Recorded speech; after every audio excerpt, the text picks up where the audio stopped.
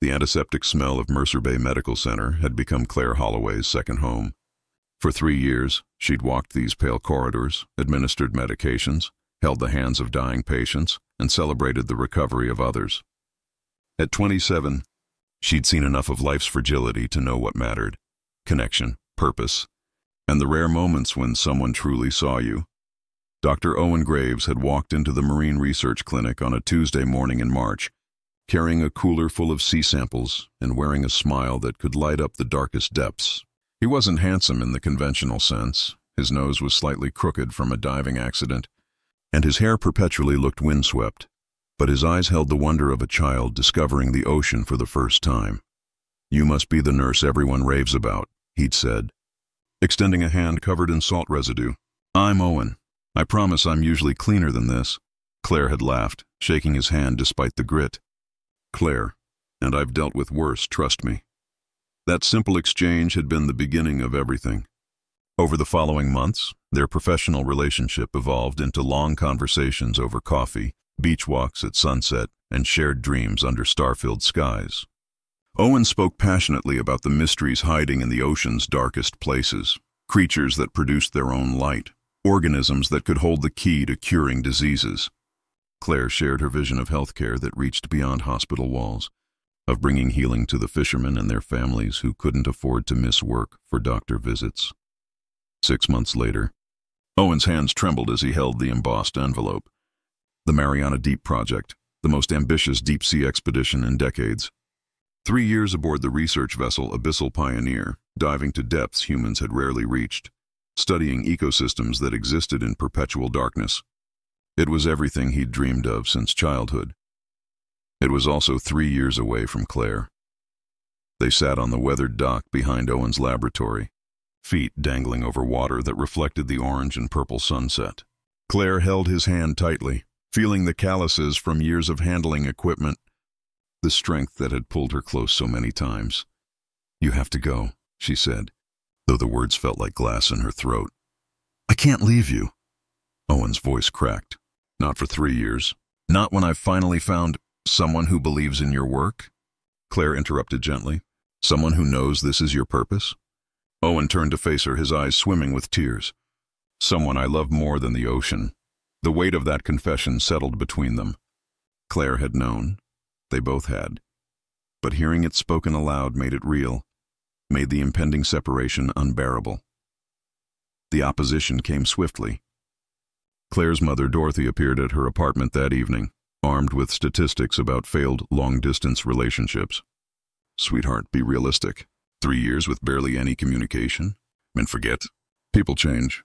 You're young and beautiful. Why tie yourself to someone who will be living in a completely different world?" Professor Whitmore, Owen's mentor of 15 years, pulled him aside at the university. "I've seen brilliant careers destroyed by romantic entanglements.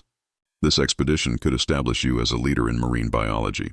Don't throw it away for a relationship that's, half a year old?" Their friends meant well, but offered little comfort. Over dinner at the Rusty Anchor, Claire's nursing colleague Jenna spoke carefully. "I'm not saying give up on love. I'm saying protect yourself. 3 years is a lifetime. What if he meets someone on the expedition? What if you meet someone here?"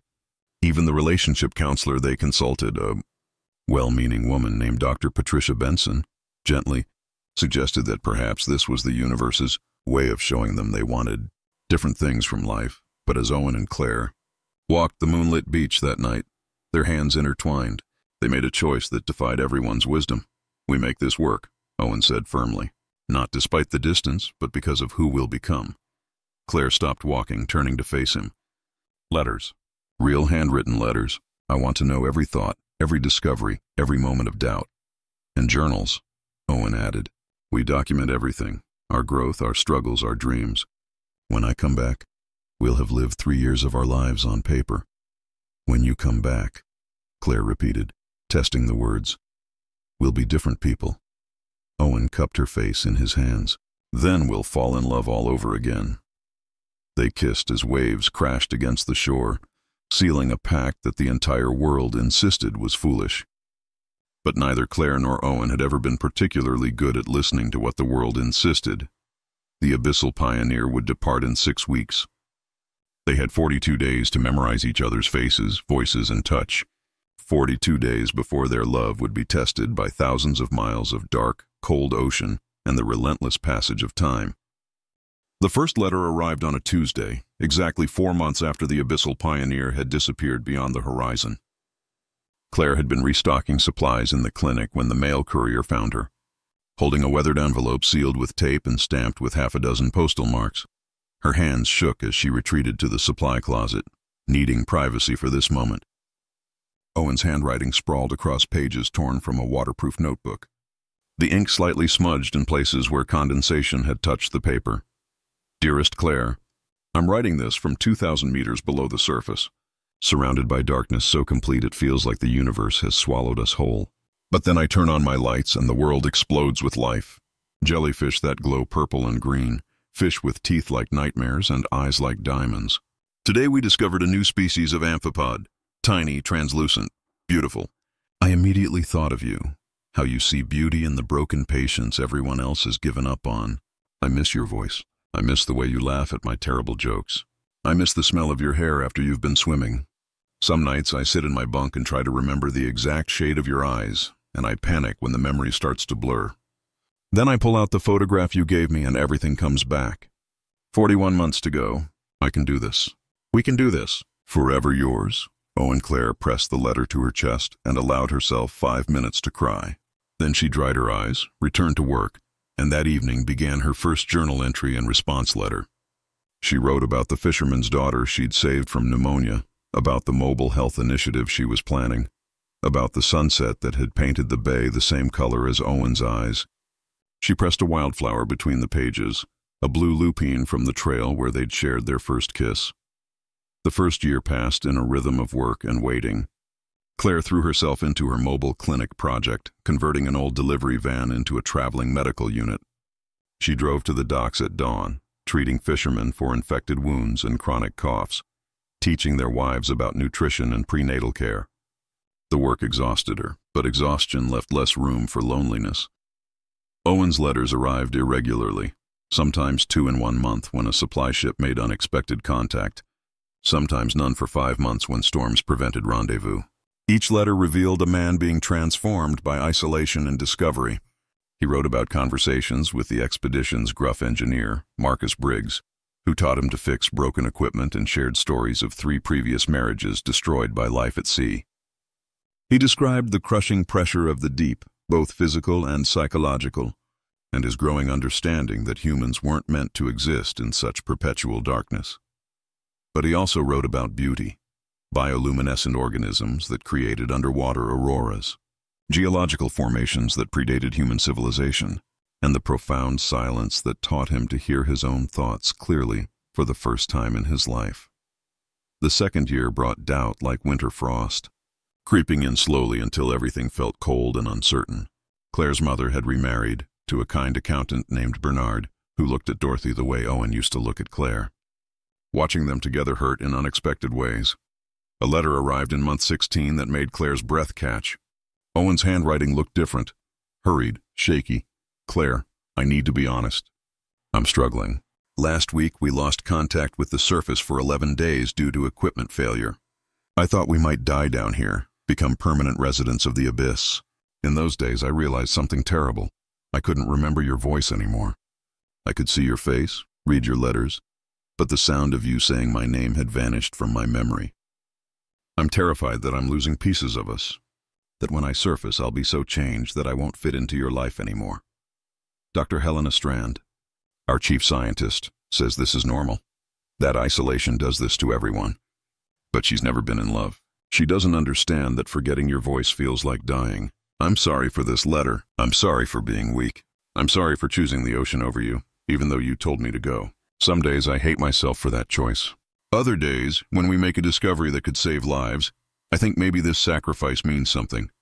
Please don't stop writing. Your letters are the only light in this darkness. Owen. Claire read that letter 17 times before she could respond.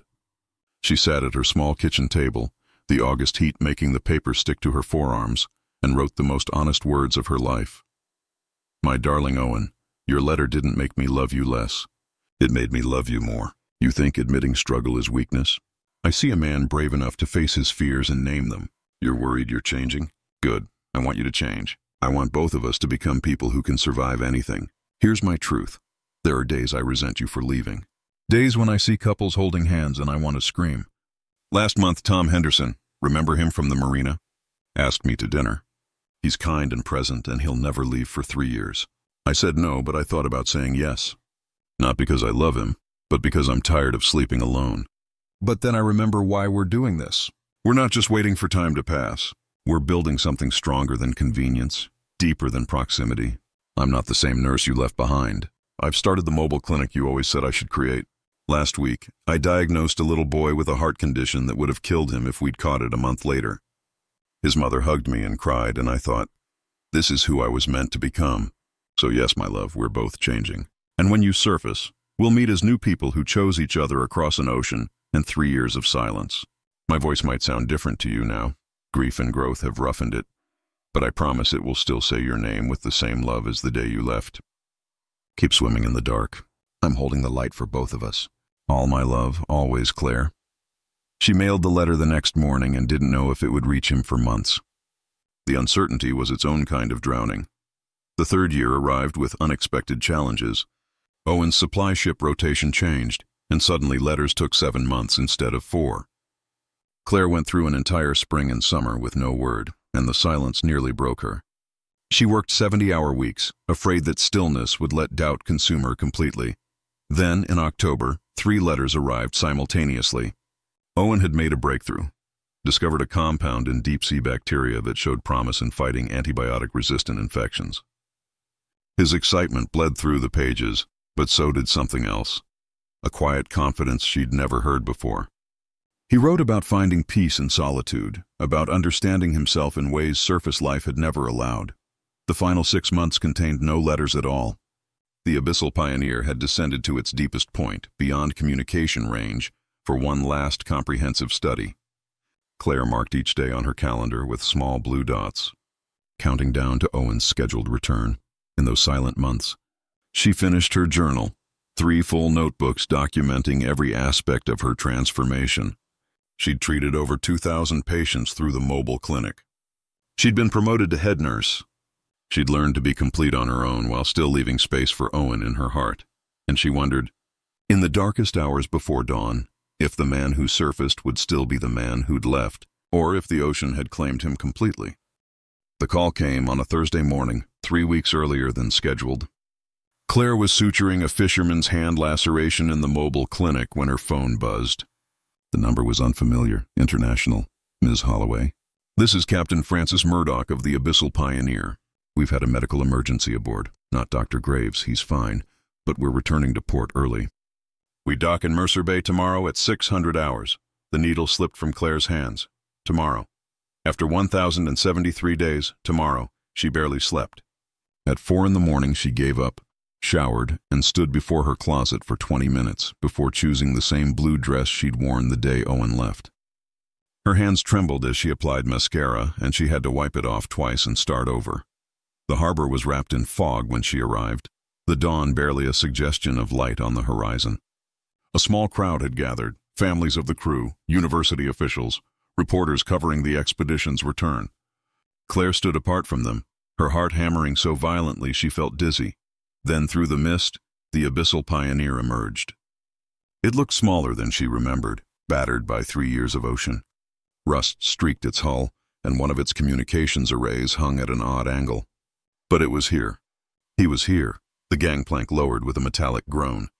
Crew members began descending, greeted by loved ones with tears and embraces. Claire searched every face, her breath catching each time she thought she recognized him. Then she saw him. Owen Graves stood at the top of the gangplank, a duffel bag slung over his shoulder, and Claire's first thought was that this was a stranger. His dark hair, once perpetually messy, now hung past his collar and was streaked with premature silver.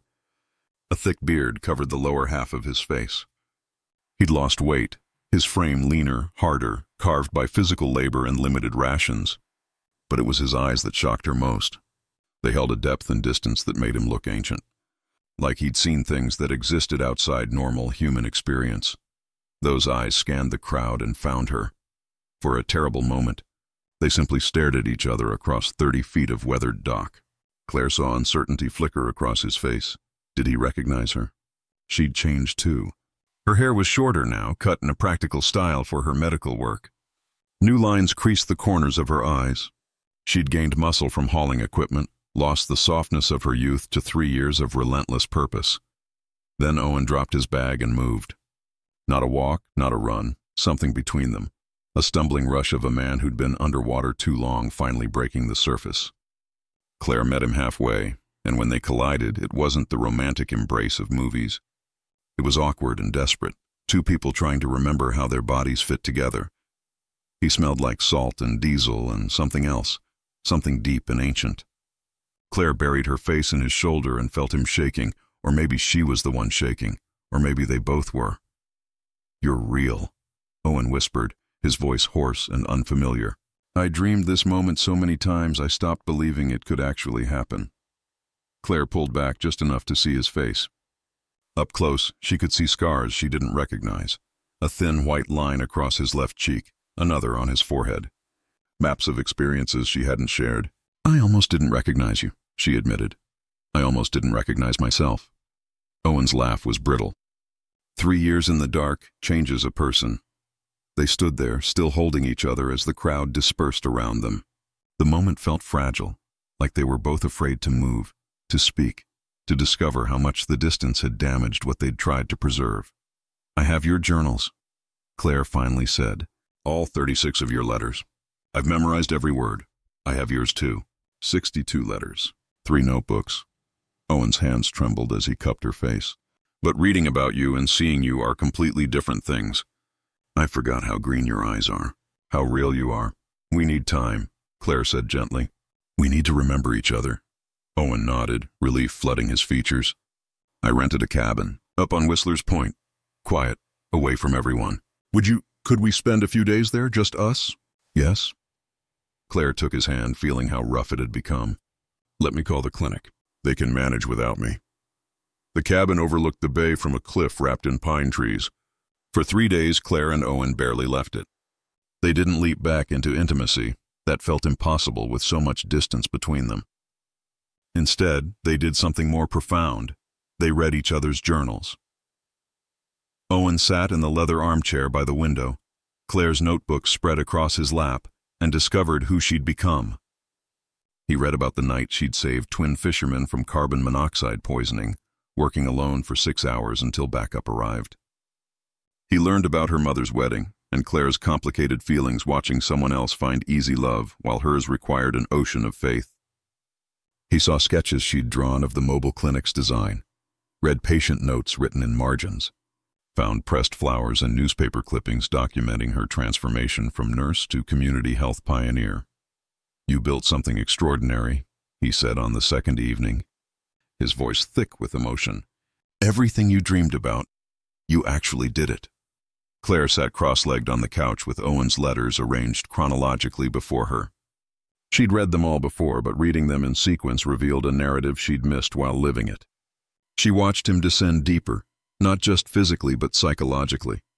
She saw him crack around month 18, then slowly reconstruct himself into someone stronger but fundamentally different. His early letters were full of excited descriptions and romantic longing. The later ones spoke in spare. Precise language about bioluminescence and pressure gradients and the philosophical implications of life that never saw the sun. "You found what you were looking for," Claire said, looking up at him. "These organisms you discovered, they're already being tested for medical applications?" Owen nodded. "The compound we isolated from those deep-sea bacteria shows remarkable promise against drug-resistant staph infections. Professor Whitmore thinks we're looking at a whole new class of antibiotics. Human trials could begin within 2 years. He paused, his eyes distant. "Funny thing is, when I imagined this discovery, I thought it would feel like triumph. Instead, it feels like justification, like I needed to find something world-changing to make abandoning you worthwhile. You didn't abandon me." Claire moved from the couch to kneel beside his chair. "We chose this, together, did we?" Owen's voice cracked. "Or did I choose it and you were too kind to say no?" This was the conversation they'd been avoiding, the fear that had lived between the lines of every letter. Claire took his hands, forcing him to look at her. Listen to me. If you had stayed, I would have loved you. We would have been happy. But I would have stayed comfortable. I never would have started the mobile clinic. It was too risky, too much work. I would have kept dreaming about it instead of doing it. Your leaving broke something open in me. It forced me to become the person I was capable of being. Owen's eyes filled with tears. I was so afraid you'd hate me. There were days I did, Claire admitted. Days I hated myself for agreeing to this. But those were the days that taught me who I am without you, and that made me better for you. They made love that night for the first time in 3 years, and it was nothing like Claire had imagined. It was tentative and careful, two people learning new bodies and new selves. Owen's hands found scars she'd acquired, a burn from a clinic fire, a surgical scar from an appendectomy she'd needed 18 months ago. Claire traced the new geography of his back, feeling muscles built from hauling equipment in crushing pressure. Afterward, they lay tangled together and Owen whispered, I'm afraid I won't fit in your life, that I've become too strange, too changed. Claire pressed her forehead to his.